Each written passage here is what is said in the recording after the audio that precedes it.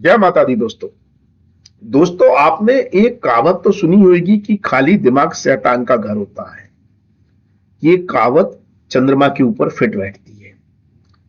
चंद्रमा एक ऐसा ग्रह है जो अकेले डर जाता है, मतलब फिर वो कमजोर हो जाता है। खाली दिमाग मतलब शैतान का घर। मन व्याकुल रहता है, मन खराब रहता है। इसलिए शास्त्रों में कहा गया है कि चंद्रमा के आगे पीछे ग्रह हो तो अच्छी बात है। अगर आगे नहीं है तो पीछे होना चाहिए, पीछे नहीं है तो आगे होना चाहिए। दोनों तरफ ग्रह नहीं होते तो वो केंद्रुम दोष बन जाता है, जिसके ऊपर मैंने अलग से वीडियो बनाया है।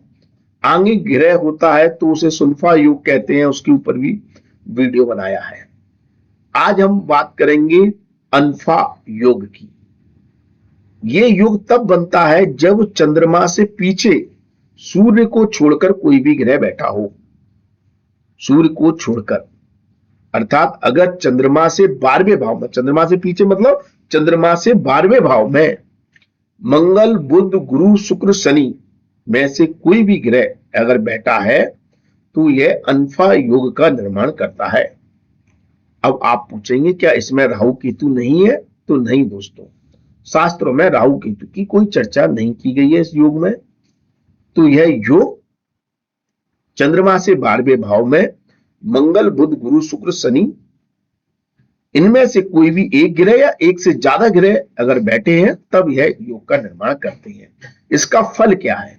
तो शास्त्रों में लिखा है कि इस योग से के फलस्वरूप जातक का शरीर मजबूत होता है, मतलब गठीला होता है, और मुख बहुत आकर्षक होता है, मतलब ठीक है, एक मतलब तेज होता है जातक के शरीर में, और जातक को प्रसिद्धि प्राप्त होती है। जातक नम्र स्वभाव का होता है, उदार प्रवृत्ति का होता है, आत्मसम्मान प्राप्त करने वाला होता है, अच्छे कपड़े पहनता है, मनोरंजन प्रेमी होता है, मनोरंजन को पसंद करता है, और जीवन के अंतिम काल में त्यागी और सन्यासी प्रवृत्ति का होता है। ये इसका फल बताया गया है। अब इसका अर्थ क्या है और ऋषि मुनि कहना क्या चाह रहे हैं, इसको समझिए। देखिए, चंद्रमा मन का कारक है, और जैसा मैंने कहा कि मन को एकांत में उसको उल्टे सीधे विचार आते ही है, मतलब तो बेचैन होते ही है। अगर कोई उसे सपोर्ट कर रहा है, धैर्य दे रहा है, मोटिवेट कर रहा है, तो मनो स्थिति का लेवल एक अलग ही होता है, फिर व्यक्ति कुछ भी प्राप्त कर सकता है। ठीक है, जब चंद्रमा से दूसरे भाव में जब कोई ग्रह होता है तो वो धन देंगे। अब 12वें भाव में है तो 12वां भाव धन तो देगा नहीं, 12वां भाव तो खर्चा करवाएगा। लेकिन अल्फा योग में 12वें भाव से भी धन मिल सकता है अगर व्यक्ति विदेश में रहता है या जन्म स्थान से दूर रहता है। लेकिन 12वें भाव का ग्रह जातक को त्यागी प्रवृत्ति का तो बनाएगा, क्योंकि 12वां भाव 11वें चीजों का त्याग कराने के लिए होता है। लीव एंड लेट लीव वाली जो थ्योरी है 12वां भाव है, लेट गो वाली जो थ्योरी है वो 12वां भाव है। ठीक है, चीजों को छोड़ना, त्यागना। तो अगर उसमें कोई ग्रह है चंद्रमा से दूर, तो मन में त्यागी प्रवृत्ति तो होगी, तो वही उसका फल बता रहा है वो कि और अब वो त्यागी प्रवृत्ति डेफिनेटली बहुत से लोग कम उम्र से ही त्यागी प्रवृत्ति के होते हैं, लेकिन बहुत से लोग एक मतलब एज के बाद आकर, रिटायरमेंट के बाद या एक उम्र के बाद त्यागी प्रवृत्ति के हो जाते हैं। इसलिए उसमें कहा गया है कि जीवन के अंतिम काल में जातक त्यागी और सन्यासी प्रवृत्ति का होता है, क्योंकि वो ग्रह उससे कुछ ना कुछ छोड़वाएंगे, वो छोड़ेगा, त्यागी प्रवृत्ति का होगा। लेकिन 12वां भाव खर्चों का है, इसलिए जातक कपड़ों पर, अपनी मनोरंजन की चीजों पर पैसा खर्च करता है। ठीक है, अपने ऊपर पैसा खर्च करेगा, वो मनोरंजन पर करेगा, ठीक है, घूमने फिरने पर करेगा। तो और वो उदार प्रवृत्ति का होगा। जो व्यक्ति नम्र होते हैं, उदार होते हैं, वो त्यागी प्रवृत्ति और चीजें छोड़ने वाले और क्या कहते हैं, मतलब खर्चा करने वाले होते हैं। तो इसलिए वो एक नम्र उदार प्रवृत्ति का होता है। तो ऐसा फल बताया गया है। अब इसको हम कुंडली के अनुसार समझने की कोशिश करते हैं कि ये योग कैसे बन रहा है और किस तरह से इसके फल प्राप्त होते हैं। तो मान लो चंद्रमा कुंडली में कहीं भी बैठा है, मान लो वो यहां पर बैठा हुआ है 7वें भाव में, तो इस योग के अनुसार, अनफा योग के अनुसार, यदि सूर्य को छोड़कर मंगल, बुध, गुरु, शुक्र, शनि, कोई भी ग्रह यदि चंद्रमा से 12वें भाव में बैठे हैं, मतलब चंद्रमा से पीछे वाले भाव में बैठे हैं, तो ये अनफा योग का निर्माण करते हैं। अब आपके मन में विचार आ रहा होगा कि यह ग्रह तो छठे भाव में बैठे हुए हैं, लेकिन यह लगन से छठे भाव में बैठे हैं।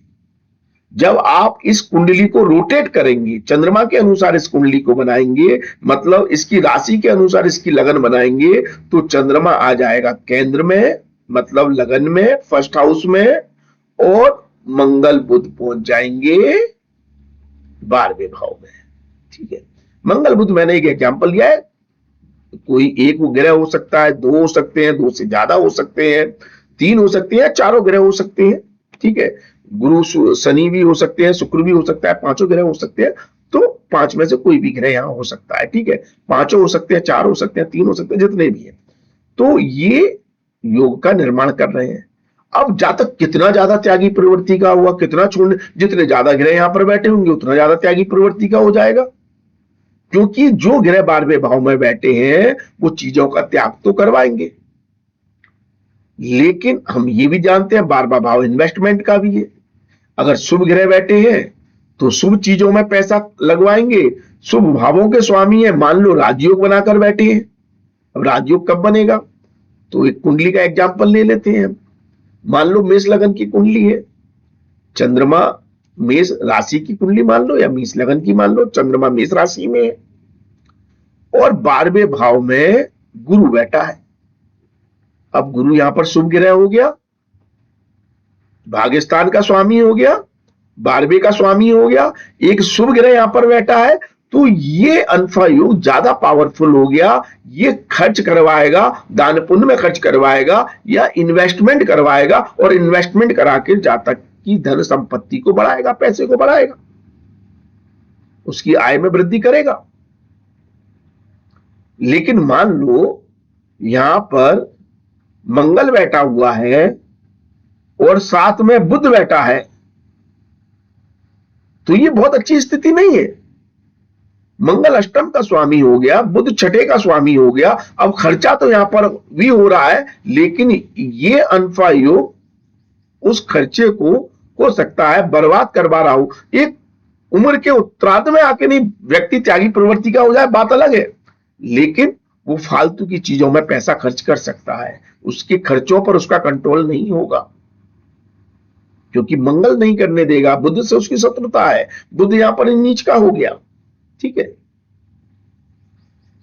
तो डिपेंड करता है कि अनफा योग किन ग्रहों के स्वामी ग्रहों के द्वारा बन रहा है। 12वें घर में जो ग्रह बैठे हैं वो किन किन भावों के स्वामी हैं, उसके अनुसार वह खर्चे कैसे होंगे।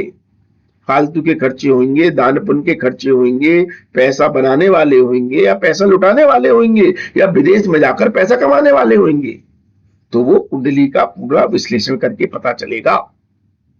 तो इस तरह से हम इस योग को जान सकते हैं। अगर आपको समझ में नहीं आया हो तो आप अपने सवाल हमसे कमेंट के माध्यम से पूछ सकते हैं। अच्छा लगे हो तो कमेंट करें, लाइक करें, शेयर करें।